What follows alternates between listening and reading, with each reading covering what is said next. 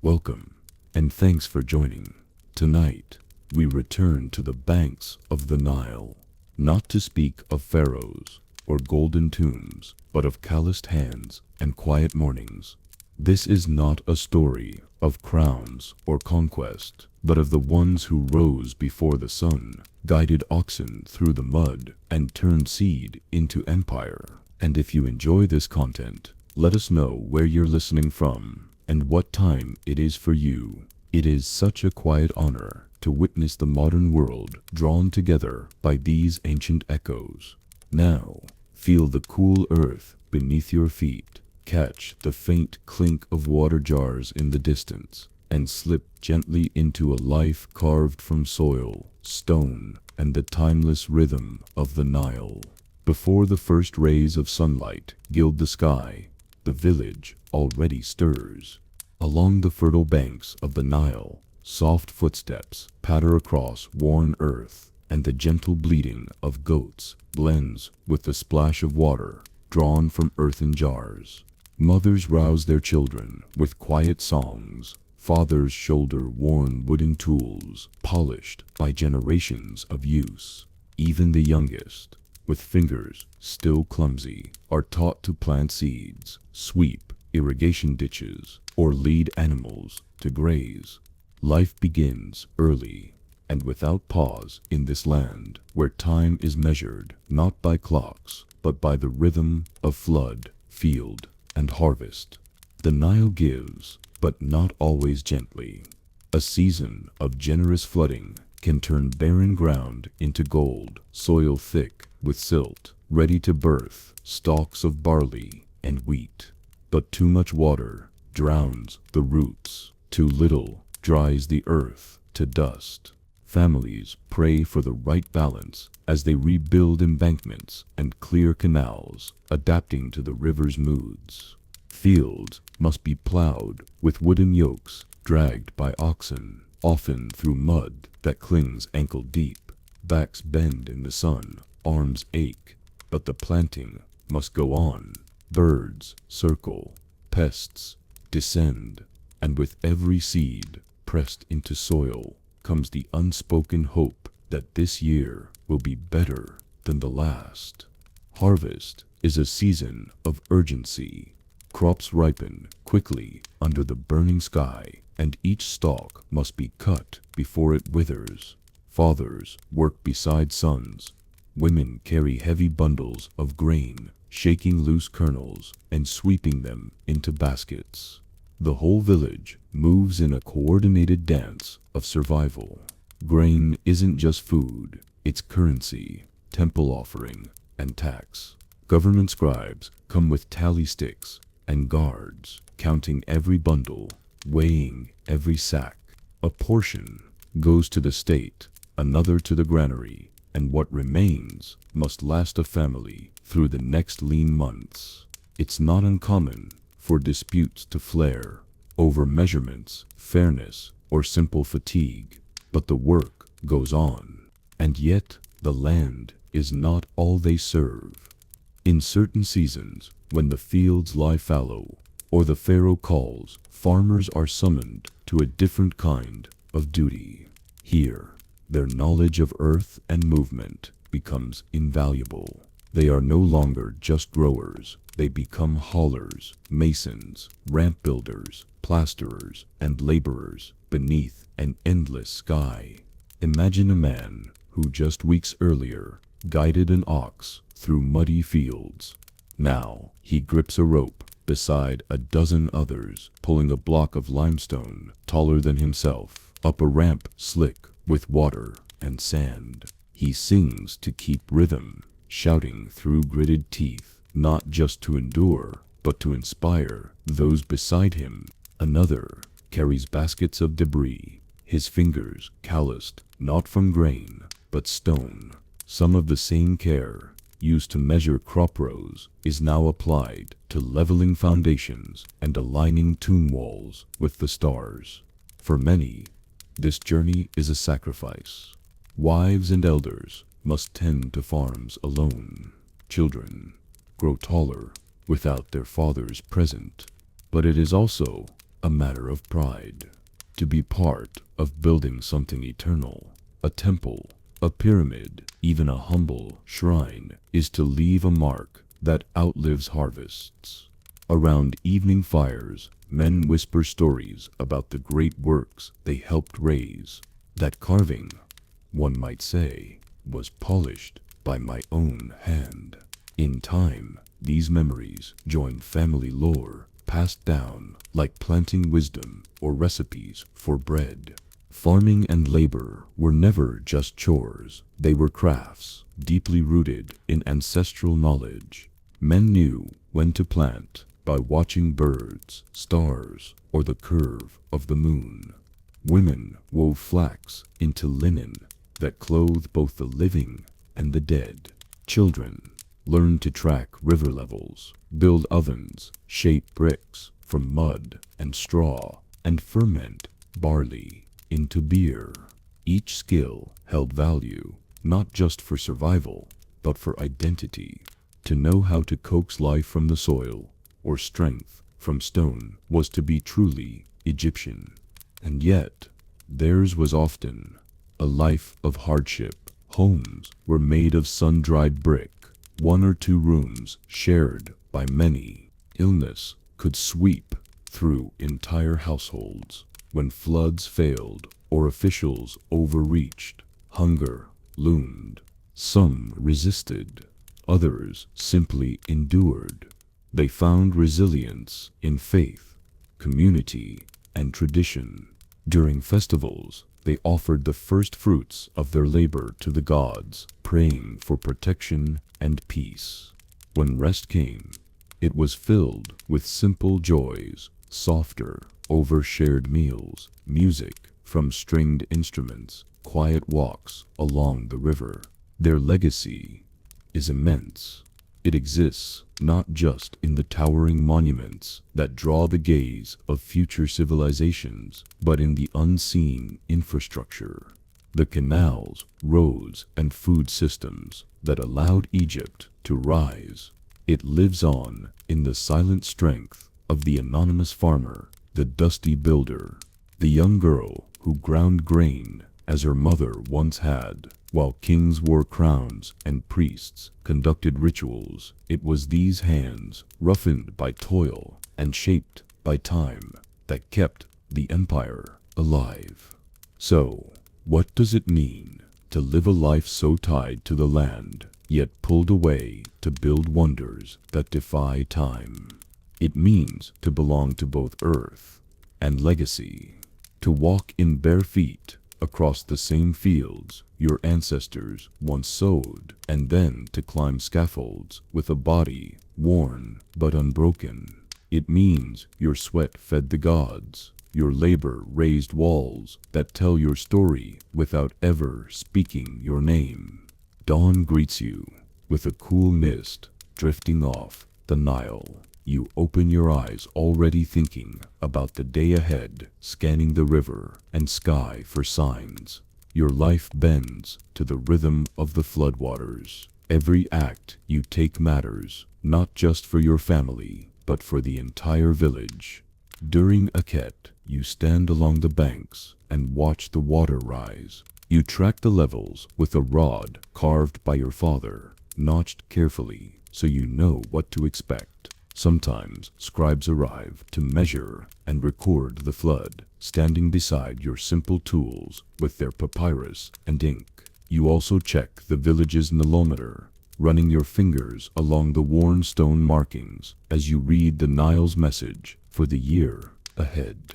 When Parad begins and the waters pull back, you take to the fields with your family. The ground is soft beneath your feet as you press your hoe into the damp earth. Your children help by collecting leftover stalks, and your eldest helps plow with a simple wooden blade weighed down with stones. You walk the edges of your plot, sealing breaks in the canal with hand-packed mud, checking the flow from the dikes. You've learned from your father where the clay holds best and how to spot cracks before they give way. Your tools rest beneath a tree, next to bags of wheat, barley, flax, and lentils. You reach into the sacks, measuring out seed for sowing. With steady hands, you cast the grains in careful arcs and then lead cattle through the field so their hooves press the seed deep into the fertile silt. It's slow work, but it matters. Irrigation never ends. You haul water using the sharaff, swinging its bucket over and over to fill the ditches. Your children carry clay pots to smaller corners of the field. Mud builds up, channels collapse, but you've learned how to patch them quickly. The village hums with the sound of water and tools, each rhythm familiar and necessary. At midday, you rest beneath a palm with others, breaking bread and sharing onions, beans, and dried fish. Sometimes a trader comes with copper tools or oil. You might offer extra grain or baskets in exchange. Disputes over water are resolved nearby, with the elders stepping in, men who remember past floods, past famines, and the agreements that held everyone together. When Shimu comes, you rise with the sun to harvest. Flint sickle in hand, you cut wheat and barley, while your children follow behind, picking up stray stalks. You carry the bundles to the threshing floor and guide your donkey in wide circles to loosen the grain. Then you winnow it, letting the chaff blow away in the wind. You carefully store the grain in pits lined with straw, sealing them tight with clay. The women advise you how to check for pests, how to store for seasons when nothing grows. Every year brings new tests. If the floods are weak, you dig deeper canals by hand. If they're too strong, you rebuild your dikes. When locusts come, you light smoky fires, waving smoke toward the skies in desperation. If food runs short, you trade what little you have, combine supplies with your neighbors, and hope the next season is kinder. You do not do this alone. Your work is organized, thoughtful, taught by your parents, and now passed on to your children. You manage labor, rotate fields, prepare for what comes next. Without your planning, the village cannot stand. Without your hands, the kingdom would not grow. You rise early, step into the fields, and carry the empire forward with every day's labor. Then comes a Ket again, and with it, the river floods. The fields vanish beneath brown, swirling water. For a moment, your work in the fields pauses, but not your labor. Pharaoh's men arrive with scrolls and names. You know your time has come. You pack what you can, flatbread, onions, dried fish, and say goodbye to your children. You trade your sickle and hoe for ropes, chisels, and mallets. You walk for days with others from nearby villages, bound for a place you've only heard in stories. When you arrive, the air is thick with dust and the sound of hammers striking stone. You look up and see the rising sides of a pyramid or the columns of a temple reaching skyward. You're part of something massive, far bigger than a single field or season. A scribe writes your name on a clay tablet, and you're assigned to a crew. You join others, stacking stones, moving supplies, shaping blocks. Men from your village pass on tricks: how to grip the chisel, where to brace when lifting, how to move stone without breaking it. You sleep in a hut of reeds, eat from shared pots, and rise again to the call of the overseer. You sleep in a hut of reeds, eat from shared pots, and rise again to the call of the overseer. You labor not just with your hands, but with your memory. How to measure, how to balance, how to endure. These aren't just stones you raise. They are monuments, temples, tombs. They will last far beyond your years. And when your time ends and you return to your fields, you carry with you a new strength, a new story to pass to your children. You've done this before. The floodwaters come. The fields disappear beneath the rising Nile. And just like that, your life shifts. One morning, overseers arrive in your village with their scrolls and names. Yours is called again. You say goodbye to your children, shoulder the pack. Your wife helped prepare flatbread, dried onions, a little salted fish, and you leave the crops in their hands. By the time you reach the site, the sun is just beginning to lift the mist off the horizon. It's already hot. The shadow of a massive stone structure looms ahead, perhaps a pyramid, perhaps a temple, and you know you'll spend your next few months watching it rise, block by block, because of men like you. At the worksite, you're assigned a team and a task. You might be a hauler today, gripping the thick ropes that dig into your palms as you and others drag a massive limestone block up a mud-slick ramp. Or maybe you're handed a chisel and sent to kneel at a stone's edge, striking line after line under a foreman's eye. Every muscle in your body begins to ache after just a few hours, but you press on.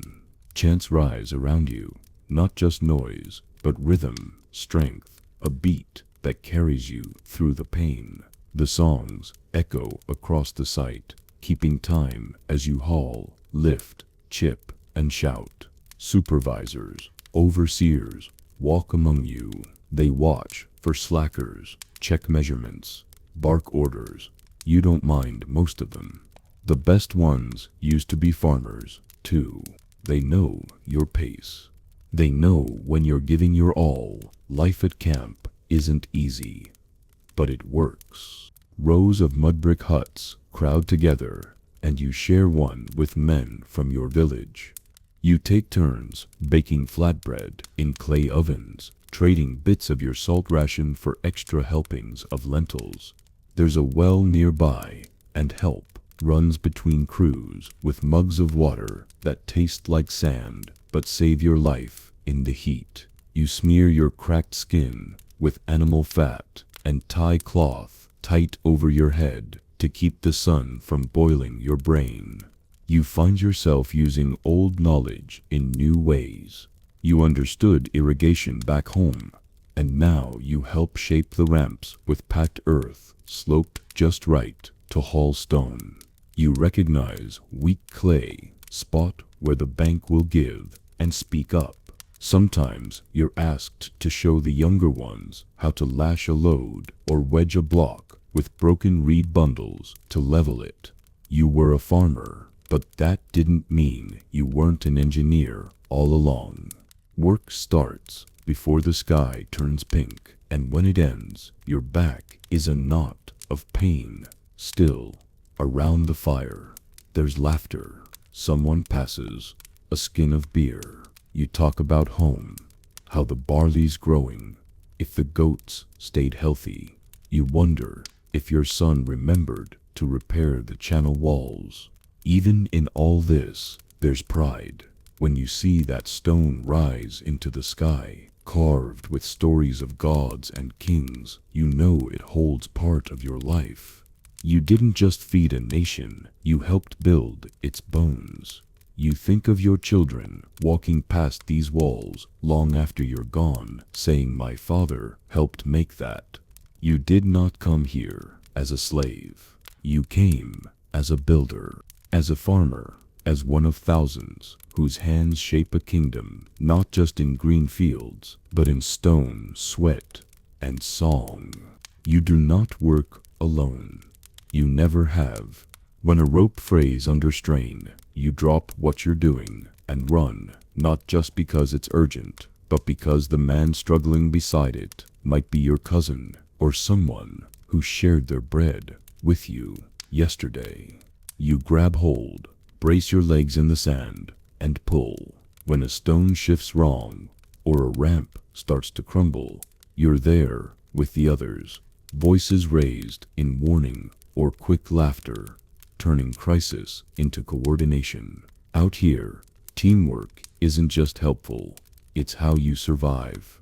At day's end, the sweat has dried, but the ache remains.